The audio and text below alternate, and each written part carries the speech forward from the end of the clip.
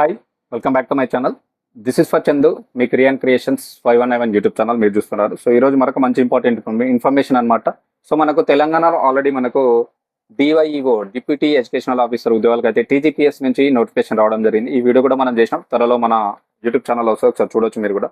So దీనిలో మనకు మనం అప్లై చేసేటువంటి అభ్యర్థులకు ఉన్నటువంటి ఒక చిన్న కన్ఫ్యూజన్ ఏంటంటే, మన ఎడ్యుకేషన్ క్వాలిఫికేషన్ విషయంలో వాళ్ళకైతే చిన్న కన్ఫ్యూజన్ ఉంది. ఏ డిగ్రీ చెల్లుతుంది, ఏ డిగ్రీ చెల్లేదు, అసలు ఎలిజిబిలిటీ ఏంటి అనేది కొంచెం అర్థం కాక చాలా మంది కూడా మనకు మెసేజ్ చేస్తూ ఉన్నారు. సో దాని మీద చిన్న క్లారిటీ వీడియో అనమాట ఇది. చూసుకుంటే మనకు ఏ డిగ్రీలు చెల్లుతాయి, ఈ యొక్క డిఐఓ డిప్యూటీ ఎడ్యుకేషనల్ ఆఫీసర్కి అప్లికేషన్ చేయాలంటే ఏ డిగ్రీలు చెల్లవు. సో చిన్న మనకు ఇన్ఫర్మేషన్ అయితే ఇక్కడ నేను షేర్ చేస్తా.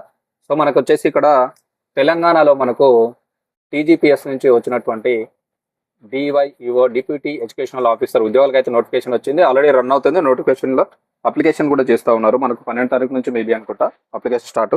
సో ఇందులో చూసుకుంటే మనకు విద్యార్హత విషయంలో అయితే మనకు చాలా అపోహాలు ఉన్నాయి చాలా మంది కూడా. ఏం చెల్లుతుంది, క్వాలిఫికేషన్ అసలు ఏమి ఉండాలి, ఎవరికి అర్థం కావట్లేదు అనమాట.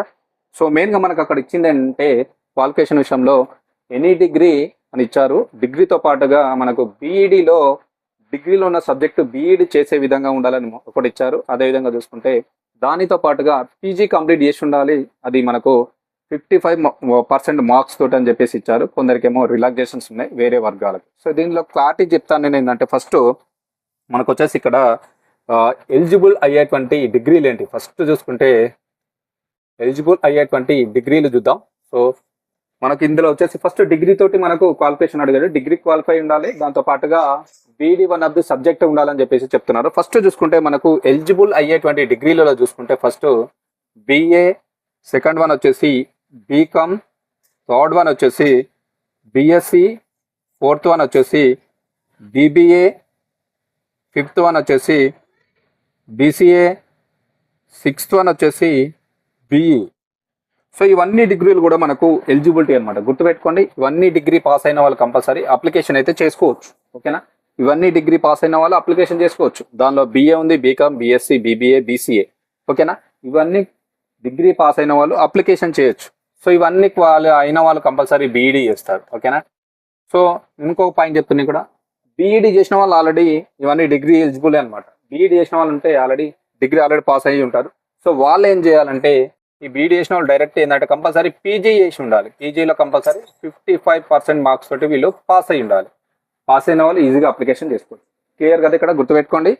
ఒకవేళ బీఈడీ చేస్తుంటే ఆల్రెడీ ఇవి ఎలిజిబిలిటీ డిగ్రీ చేసినట్టే వాళ్ళు మాత్రం పీజీ చేసి ఉండాలి. పీజీ చేయకపోతే కూడా నాట్ ఎలిజిబుల్ అప్లికేషన్ చేయడానికి. గుర్తుపెట్టుకోండి, పీజీ చేసి ఉండాలి. పీజీలో 50% మార్కులు ఉండాలి. కొన్ని ఎస్సీ ఎస్టీ వర్గాలకి ఏదో రిలాక్సేషన్ ఉంది, 50% అనుకుంటా. సో మిగతా వాళ్ళైతే 50% మార్కులతో పాస్ అయి ఉండాలి. వీళ్ళు మాత్రం అప్లికేషన్ చేయడానికి ఈజీగా ఎలిజిబుల్. ఓకే, గుర్తుపెట్టుకోండి. క్లియర్ కదా, డిగ్రీలు ఇవి. ఒకవేళ డైరెక్ట్ బీఈడీ చేసిందంటే ఈ డిగ్రీలు ఉన్నట్టే లెక్క వాళ్ళ దగ్గర. వాళ్ళు మాత్రం బీఈడీ చేసిన వాళ్ళు కంపల్సరీ పీజీ చేసి ఉండాలి. లేదంటే డిగ్రీ చేసిన వాళ్ళు బీఈడీ చేయకున్నా సరే ఈ యొక్క డిగ్రీలు చేసిన వాళ్ళు పీజీ చేసి ఉండాలి కంపల్సరీ. ఓకేనా, ఒకవేళ ఈ డిగ్రీలు చేసిన వాళ్ళు కంపల్సరీ పీజీ చేయాలి. పీజీలో కూడా 50% మార్కులు ఉండాలి వాళ్ళకి. ఓకేనా, గుర్తుపెట్టుకోండి. రెండు ప్రొఫార్మా చెప్తున్నా.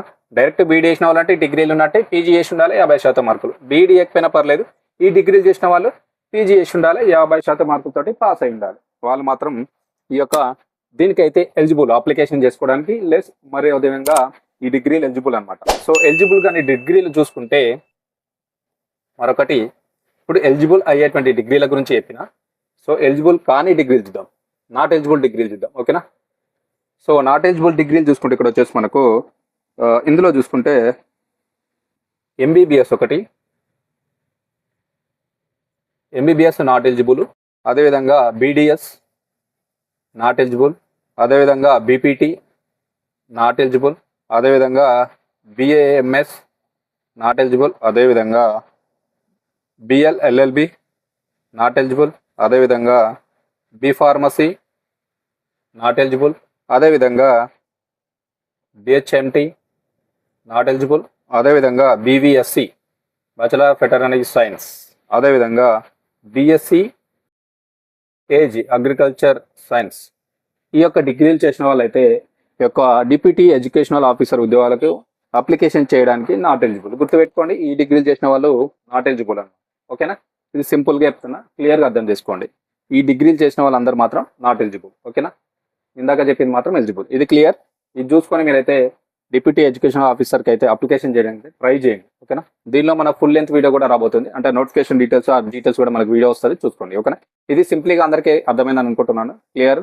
ఇంకా కొన్ని డౌట్స్ కూడా ఇందులో మనకు ఆచార్య ఎన్జీ రంగా యూనివర్సిటీ నుంచి చేసినటువంటి డిగ్రీలు చెల్తాయా చెల్లెవా అని అడుగుతున్నాను. అది నెక్స్ట్ వీడియోలో ఎక్స్ప్లెయిన్ చేస్తాం. ఓకేనా, ఇది ఇన్ఫర్మేషన్ ఈరోజు మనకు డిగ్రీలు క్వాలిఫికేషన్ సంబంధించినటువంటి క్లారిటీ అన్నమాట.